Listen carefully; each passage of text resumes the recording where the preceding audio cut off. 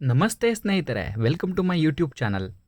ಐತಿಹಾಸಿಕ ಸ್ಥಳವಾದ ಚಿತ್ರದುರ್ಗದ ಬಗ್ಗೆ ನಮಗೆ ತಿಳಿದಿರುವ ವಿಷಯ ಅಂದರೆ ಚಿತ್ರದುರ್ಗದ ಕಲ್ಲಿನ ಕೋಟೆ ಅಷ್ಟೇ. ಆದರೆ ಇದು ಐತಿಹಾಸಿಕ ಸ್ಥಳ ಅಷ್ಟೇ ಅಲ್ಲ, ಪೌರಾಣಿಕ ಮತ್ತು ಧಾರ್ಮಿಕ ದೃಷ್ಟಿಯಿಂದ ಹಲವು ಪುಣ್ಯಕ್ಷೇತ್ರಗಳನ್ನು ಒಳಗೊಂಡಿದೆ. ಶ್ರೀ ವಾಲ್ಮೀಕಿ ಮಹರ್ಷಿಗಳು ಪೂಜಿಸಿದಂತಹ ಪುಣ್ಯಕ್ಷೇತ್ರ ಈ ಜಿಲ್ಲೆಯಲ್ಲಿದೆ. ಹೌದು ಸ್ನೇಹಿತರೆ, ನಾವು ಈ ವಿಡಿಯೋದಲ್ಲಿ ತಿಳಿದುಕೊಳ್ಳಲು ಹೊರಟಿರುವುದು ಕಲ್ಲಿನ ಕೋಟೆಯ ನಾಡು ಚಿತ್ರದುರ್ಗ ಜಿಲ್ಲೆಯ ಹೊಸದುರ್ಗ ತಾಲೂಕಿನ ಶ್ರೀ ಕ್ಷೇತ್ರ ಆಲುರಾಮೇಶ್ವರದ ಕುರಿತಾದಂಥ ಮಾಹಿತಿ. ಈ ಕ್ಷೇತ್ರವು ಹೊಸದುರ್ಗ ನಗರದಿಂದ ಶಿವಗಂಗಾ ಮಾರ್ಗವಾಗಿ ಕೇವಲ ನಗರದಿಂದ 10 ಕಿಲೋಮೀಟರ್ ದೂರದಲ್ಲಿದೆ. ಈ ದೇವಸ್ಥಾನದ ಇತಿಹಾಸವನ್ನು ನೋಡುತ್ತಾ ಹೋದರೆ, ಶ್ರೀರಾಮಚಂದ್ರನು ಅರಣ್ಯವಾಸದ ವೇಳೆ ಈ ಪುಣ್ಯಕ್ಷೇತ್ರದಲ್ಲಿ ಪೂಜೆ ಸಲ್ಲಿಸುವ ಸಂದರ್ಭದಲ್ಲಿ ಶಿವಲಿಂಗವೊಂದು ಇಲ್ಲಿ ಉದ್ಭವವಾಗುತ್ತದೆ ಅಂತೆ. ಈ ಶಿವಲಿಂಗಕ್ಕೆ ನಿತ್ಯವೂ ಒಂದು ಹಸು ಬಂದು ಹಾಲನ್ನೆರೆಯುತ್ತಿತ್ತಂತೆ. ಅಂದಿನಿಂದ ಇದನ್ನು ಆಲುರಾಮೇಶ್ವರ ಎಂದು ಕರೆಯಲಾಗುತ್ತೆ. ಈ ಹಿಂದೆ ವಾಲ್ಮೀಕಿ ಮಹರ್ಷಿಯವರ ಸತಿ ಸುದತ್ತಿ ದೇವಿ ಕಾಶಿಯಲ್ಲಿ ಗಂಗಾದೇವಿಗೆ ಬಾಗಿನ ರೂಪದಲ್ಲಿ ಸಮರ್ಪಿಸಿದ್ದ ವಜ್ರಖಚಿತ ಕಡಗ ಈ ಊರಿನ ಹುತ್ತದಲ್ಲಿ ದೊರಕಿತ್ತಂತೆ. ಆಗ ಇಲ್ಲಿ ಗಂಗೆ ಉದ್ಭವವಾದಳಂತೆ. ಈ ವಿಷಯ ತಿಳಿದ ವಾಲ್ಮೀಕಿ ಮಹರ್ಷಿಗಳು ಇಲ್ಲಿಯೇ ನೆಲೆ ನಿಂತು ಬೇಡಿ ಬರುವ ಭಕ್ತರ ಅದೃಷ್ಟಾನುಸಾರ ಪ್ರಸಾದ ನೀಡೆಂದು ಗಂಗೆಗೆ ತಿಳಿಸಿ ಗಂಗಾ ಮಾತೆಯ ವಿಗ್ರಹ ಪ್ರತಿಷ್ಠಾಪಿಸಿದರಂತೆ ಎನ್ನುವ ಸ್ಥಳ ಪುರಾಣ ಇಲ್ಲಿದೆ. ಇನ್ನು ರೋಮಾಂಚನಕಾರಿ ವಿಷಯವೇನೆಂದರೆ, ಗಂಗಾದೇವಿ ದೇವಸ್ಥಾನದಲ್ಲಿ ಬಾವಿ ಇದ್ದು ಭಕ್ತರು ಕೇಳಿದ ಪ್ರಶ್ನೆಗಳಿಗೆ ತಾಯಿ ಪ್ರಸಾದದ ರೂಪದಲ್ಲಿ ಉತ್ತರಿಸುತ್ತಾಳೆ. ಶುಭ ಫಲವಾದ ಬೆಳ್ಳಿ ತೊಟ್ಟಿಲು, ಶಿವಲಿಂಗ, ನಿಂಬೆಹಣ್ಣು, ಶಂಖ, ಹೋಳಿಗೆ, ಅಡಿಕೆ, ಬಾಗಿನ ತೇಲುತ್ತಾ ಬಂದರೆ ನೀವು ಕೇಳಿಕೊಂಡ ಇಷ್ಟಾರ್ಥಗಳು ಫಲಿಸುತ್ತವೆ.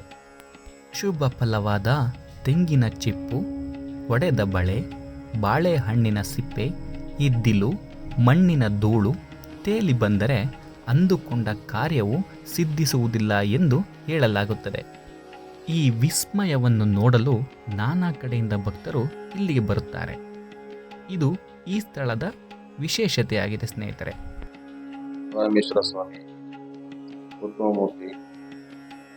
ಹಿಂದೆ ತ್ರೇತಾಯುಗದಲ್ಲಿ ರಾಮ ವನವಾಸದಲ್ಲಿ ಈ ಮರಳು ಬಂದಾಗ ಅವರು ಸಂಕಲ್ಪಗೊಂಡ ಸ್ವಾಮಿ ಉದ್ಭವ ಆಯ್ತಂತೆ. ಇದೆಲ್ಲ ದಟ್ಟವಾದ ಕಾಡು. ನಂತರ ಅವರು ಪೂಜೆ ಮುಗಿಸ್ಕೊಂಡು ಮುಂದೆ ಪ್ರಯಾಣ ನಡೆಸಿದ ನಂತರ ಸ್ವಾಮಿ ನಿತ್ಯ ದಟ್ಟವಾದ ಪೂಜೆಯ ಸಂದರ್ಭದಲ್ಲಿ ಹೊಸ ಒಂದು ಶಿವನ ತರಕ್ಕೆ ಆಲೋಚನೆ ಆಲುರಾಮೇಶ್ವರ ಸ್ವಾಮಿ ಮಾಡಿ ಚಿಕ್ಕದಾಗಿ ಹೇಳ್ಕೊಂಡೆ. ಹಿಂದೆ ಗಂಗಾದೇವಿ ಇದೆ. ಕೊಳದಲ್ಲಿ ಪ್ರಸಾದ ಬರ್ತದೆ. ಪ್ರಸಾದ ಬರ್ತಕ್ಕಂಥದ್ದು ಚಿರಳಿ, ನಂಬಿಟ್ಟು, ಬಂದರೆ ಬಾಳೆಹಣ್ಣು, ಅಡಿಕೆ, ಶಂಕು, ಲಿಂಗು, ಬಿಳಿಪೆಟ್ಟಲು, ಸ್ಟೀಲ್ ಬಿಂದಿಗೆ ಬಾಗಣಾಗಿದೆ. ಶುಭಫಲ. ಅಶುಭ ಅಂದರೆ ಇದ್ಲು, ಕಲ್ಲು, ಮಣ್ಣು, ಕಪ್ಪಳೆ, ಕಾಲಿಚ್ಚು, ಪೂಜೆ, ಒಳಗೆ ಬಂದು ಆ ಥರ ಮುಂದೆ ಯಾವುದೇ ಕಡೆ ಅಂತ ಒಂದೊಂದು ಪ್ರಸಾದ ಒಂದು ಅರ್ಥ ಇರ್ತದೆ. ಅದಕ್ಕೆ ಅನುಗುಣವಾಗಿ ಪ್ರಸಾದ ಬರ್ತದೆ. ಆ ಪ್ರಸಾದ ಬರ್ತಕ್ಕಂಥ ಸಂದರ್ಭದಲ್ಲಿ ಪ್ರಸಾದ ಬಂದ ನಂತರ ಅರ್ಚಕರು ಭಕ್ತಾದಿಗಳಿಗೆ ಎಲ್ಲ ವಿವರಣೆ ಅವ್ರು ಹೇಳ್ತಾರೆ. ಇಲ್ಲಿ ಜಾಸ್ತಿ ಬರ್ತಕ್ಕಂಥದ್ದು ಮಕ್ಕಳು ಬಂದು ವಿಚಾರದಲ್ಲಿ, ಮದುವೆ ವಿಚಾರದಲ್ಲಿ ಸರ್ವಸಾಮಾನ್ಯವಾಗಿ ಭಕ್ತರಿಗಳು ಇಲ್ಲಿ ಬರ್ತದೆ. ಸಂಡೇ ತುಂಬ ಜನ ಇರ್ತಾರೆ. ಅದು ತೀರ್ಥ ಏನೇ ಕಾಸಿಂದ ಬರ್ತದೆ ವಾಡಿಕೆ ಇದೆ. ಇನ್ನೊಂದು ಪುರಾಣದ ಪ್ರಕಾರ ಶ್ರೀರಾಮಚಂದ್ರನು ಶಿವಲಿಂಗಕ್ಕೆ ಅಭಿಷೇಕ ಮಾಡಲು ನೀರಿಗಾಗಿ ತನ್ನ ಬಾಣದಿಂದ ಇಲ್ಲಿ ಹೊಡೆದಾಗ ಕಾಶಿಯಲ್ಲಿರುವ ಗಂಗಾದೇವಿಯು ಇಲ್ಲಿ ಉದ್ಭವ ಆದಳು ಮತ್ತು ಈಗಲೂ ಕೂಡ ಕಾಶಿಯಿಂದನೇ ಈ ಗಂಗೆ ಇಲ್ಲಿಗೆ ಬರುತ್ತಿದ್ದಾಳೆ ಎನ್ನುವ ಕಥೆ ಇದೆ ಸ್ನೇಹಿತರೆ. ಹಾಗಾಗಿ ಇದನ್ನು ದಕ್ಷಿಣ ಕಾಶಿ ಎಂದು ಕೂಡ ಕರೆಯುತ್ತಾರೆ.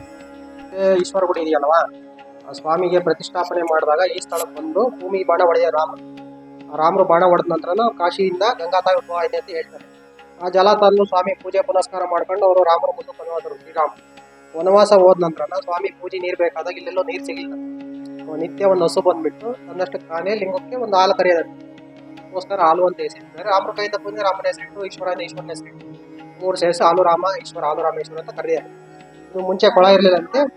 ಮೂಲ ಗಂಗಾದಾಯಿಗೋಸ್ಕರ ಕೊಳ ನಿವರಿಸ್ಬಿಟ್ಟು ಗಂಗಾ ಮೂರ್ತಿ ಪ್ರತಿಷ್ಠಾಪನೆ ಮಾಡಿ ಮೊದಲನೇ ಪೂಜೆ ವಾಲ್ಮೀಕಿ ಮಹರ್ಷಿ ಮಾಡಿದ್ದಾರೆ. ಮಾಡ್ತಿರೋಂಥ ಸಂದರ್ಭದಲ್ಲಿ ನೀರೊಳಗಿಂದ ಪ್ರಸಾದಗಳು ತೇಲ್ಕೊಂಬಂದು ಆ ಪ್ರಸಾದನ ವರ ಅಂತ ಕರೆದು ಬರೋ ಭಕ್ತಾದಿಗಳು ಏನು ಇಷ್ಟಾರ್ಥಗಳು ಕೋರಿಕೆಗಳು ಕೇಳ್ಕೊಂಬಂದಾಗ ಅದು ನಡೀತಿದ್ದಂಗಿದ್ದು ಒಂದು ಒಳ್ಳೆ ಸೂಚನೆ ಕೊಡ್ತೀನಿ, ಆಗಲ್ಲ ನಂಗಿದ್ರೆ ಏನು ಕೊಡಲ್ಲ ಅಥವಾ ಅಶುಭ ಕೆಟ್ಟ ಸೂಚನೆ ಕೊಡ್ತೀನಿ ಅಂತ ಗಂಗಾ ತಾಯಿ ರಾಮರಿಗೆ ಮಾತು ಕೊಟ್ಟಿದ್ದಾರೆ. ಆ ಪ್ರಕಾರ ಪ್ರಸಾದ ಬರಕ್ಕೆ ಶುರುವಾಯಿತು. ಆ ಪ್ರಸಾದಗಳಲ್ಲಿ ಅವ್ರು ಏನು ವಿಚಾರಗಳು ಕೇಳ್ತಾರೆ, ಮದುವೆ ಕೆಲಸದ್ದು, ಒಂದು ಆರೋಗ್ಯದ್ದು, ಮಕ್ಕಳಿದ್ದಾರೆ ಮಕ್ಕಳು ಫಲ, ಕೆಲಸ ಕಾರ್ಯ ಇಲ್ದಾರ ಕೆಲಸಗಳು ವಿಚಾರಗಳು, ಈ ಥರ ಸಂಬಂಧ ಅನುಗುಣವಾಗಿ ಅಪ್ಪೆ ಕೊಡುತ್ತೆ. ಆ ಪ್ರಸಾದನ ವರ ಅಂತ ಕರೀತಾರೆ. ಇದು ಮೂಲ ಕಾರಣ ರಾಮನ ವನವಾಸದಿಂದ ಪೂಜೆ ಮಾಡಿದ ಅವರವೇನು ಕಷ್ಟ ಕಾರ್ಪಣ್ಯಗಳು ಕೇಳ್ಕೊಂಬಂದಾಗ ನಡೆದಿದ್ದೆಲ್ಲ ಸೂಚನೆ ಕೊಡುತ್ತೆ. ಅದೇ ಇತಿಹಾಸ. ಇದು ಸ್ನೇಹಿತರೆ ಆಲೂರು ರಾಮೇಶ್ವರನ ಕುರಿತಾದಂಥ ಮಾಹಿತಿ. ಹಾಗೆ ಇಲ್ಲಿ ಪ್ರಸ್ತುತ ದೇವಸ್ಥಾನದ ನಿರ್ಮಾಣ ಕಾರ್ಯ ನಡೆಯುತ್ತಿದೆ. ಹಾಗಾಗಿ ದೇವಸ್ಥಾನ ಅಪೂರ್ಣವಾಗಿ ಕಾಣುತ್ತಿದೆ.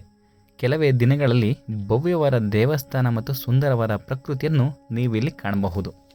ವಿಡಿಯೋ ತಮಗೆ ಇಷ್ಟ ಆಗಿದ್ದರೆ ದಯವಿಟ್ಟು ಲೈಕ್ ಮಾಡಿ, ಶೇರ್ ಮಾಡಿ, ಕಮೆಂಟ್ ಮಾಡಿ. ಹಾಗೆ ನನ್ನ ಚಾನಲ್ನ ಮುಂದಿನ ಅಪ್ಡೇಟ್ಗಾಗಿ ಸಬ್ಸ್ಕ್ರೈಬ್ ಮಾಡಿ, ಪಕ್ಕದಲ್ಲಿರ್ತಕ್ಕಂಥ ಬೆಲ್ ಐಕನ್ನ ಕ್ಲಿಕ್ ಮಾಡಿ. ಧನ್ಯವಾದಗಳು ಸ್ನೇಹಿತರೆ.